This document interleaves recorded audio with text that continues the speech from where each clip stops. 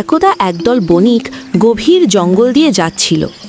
হঠাৎ গর্জন করে এক বিশাল হিংস্র বাঘ তাদের পথ রোধ করে দাঁড়ালো।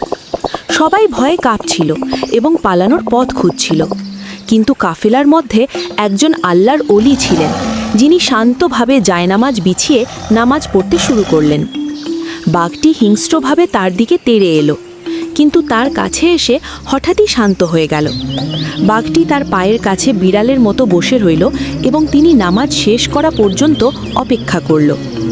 নামাজ শেষে তিনি বাঘটির কানে কানে কিছু বললেন এবং বাঘটি মাথা নিচু করে জঙ্গলে ফিরে গেল। সবাই অবাক হয়ে জিজ্ঞেস করল, আপনি কি জাদু জানেন? বাঘ আপনাকে খেলো না কেন? তিনি মুচকি হেসে উত্তর দিলেন, আমি যখন থেকে আল্লাহকে ভয় পাওয়া শুরু করেছি, তখন থেকে দুনিয়ার সব সৃষ্টি আমাকে ভয় পাওয়া শুরু করেছে। তুমি যতক্ষণ আল্লাহকে ভয় করবে, ততক্ষণ কেউ তোমার ক্ষতি করার সাহস পাবে না।